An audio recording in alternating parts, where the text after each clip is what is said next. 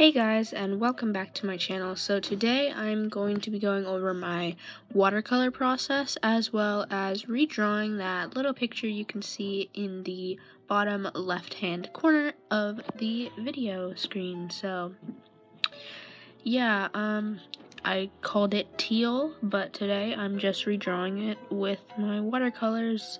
I think it was drawn sometime in fall of 2016. So yeah, what I'm doing here is I'm sketching with a Prismacolor color erase in violet, as I showed at the beginning. I just like the way it looks with my watercolors. It blends really nicely and looks very nice. I feel like I've already said that, but the next step is I take my kneaded eraser. It looks really gross and weird, but I roll it over the drawing so that it lightly erases it, and there's still a little bit, you can still see the sketch, but it's a lot lighter so that when I finish off the piece, you won't be able to see some weird dark purple lines under the thing. You might be able to see little light purple lines, but that is it. So that is all for that part. Now here's my watercolor palette. It's by Meeden. I got it off of Amazon. It was like about $13 and it holds 24 half pans, and it came with the half pans. And it's really, really nice. It's got 4 compartments for mixing, and then this other side, the other side has my mixing area, but I don't use it personally. I use it to hold my color swatches. And then here is my separate plastic palette that I use to mix skin tones, because I don't know, I feel like in the normal palette it could get like contaminated with other blues and stuff like that. So I just mix my skin tones in a separate palette. And the watercolors that I have in the half pans are a mixture of Reeves watercolors and US Art Supply watercolors, both of which you can get on Amazon. The Reeves ones I got years and years ago for like my 8th birthday, and the US Art Supplies ones were given to me, well, I guess kind of like a hand-me-down. My dad had them and just gave them to me. They're very, very nice. Well, yeah, they're pretty, like, inexpensive watercolors. I prefer the Reeves over the US Art Supply ones because they're a lot smoother, whereas the US Art Supply ones are kind of chunkier. I don't know. But yeah, here you can see I lay down a solid layer of skin tone, then add a little bit of shading, but later on I use my Prismacolor color erase pencils to do pretty much all the shading. So I just do a light layer of shading and blend it, and then finish it off later. And I'm sorry if I sound sick. I have a minor cold, so that is why. Yeah, I'm just mixing up a blush color. One of my favorite things to do with watercolors is mix blush colors. Like, I don't know what it is. It's just very, very fun. I also mixed the blush color in the separate palette, and I know the separate palette looks like it's really dirty, but really, it's just that since it's a plastic palette, it's just extremely stained. So yeah, really the color's not contaminating the skin tones that I mix in there. And here I'm starting to mix the hair color. I chose a mixture of, like, I think the color is called Viridian Hue. Yeah, I mixed together Viridian Hue and a Phthalo Blue to achieve this color, and I also added a ton of water. And then for the shading, I just added more and more Phthalo Blue to make a darker color. And yeah, I really, really, really, really like the Phthalo Blue color. It's just so pretty.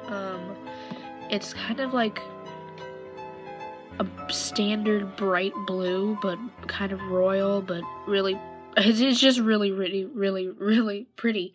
I love that color.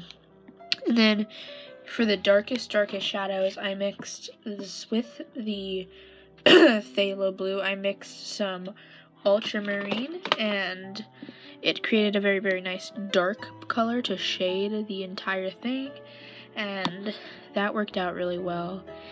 And as you can see, the piece looks really weird because, I mean, she doesn't really have eyes. They're just weird white blobs on her face, but that will be fixed. I just like to, what I generally do is I let the skin tone dry, and then I add the hair, and then I do the eyes, because, I don't know, I feel like if the eyes bleed into the skin tone, it's more harmful than if the hair bleeds into the skin tone. I don't know, because generally when the eyes bleed into the skin tone, it leaves a weird like mark under the eye, and it looks like they're crying weirdly colored tears. So I just do skin, let it dry, hair, let it dry, and then eyes, let it dry, clothes, and then all the shading and editing, I guess you could say, of the piece. So now I'm getting started on the clothing, and instead of having a black in my palette, I use Payne's Gray, which is essentially like a black, but more of a cool tone black, because there's the traditional lamp black, which is more of a reddish yellow based black, and then there's the Payne's Gray, which is a bluer based gray, really dark gray color, and I just prefer it. You can't get a true black out of it, but it gets a very, very dark color, so I'm pretty happy with it. It works pretty good. And yeah, if you hear any noises going on, that is my family being loud and weird. So here I'm starting to go in and shade with the Prismacolor Color Erase pencils.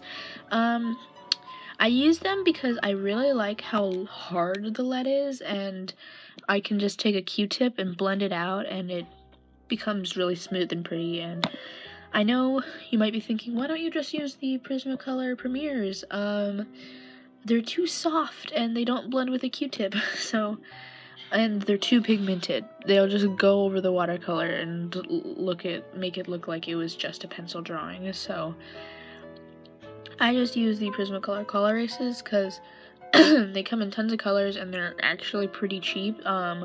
Like a 24 pack is $10 on Amazon, so if you can't tell already, I get a lot of my art supplies from Amazon.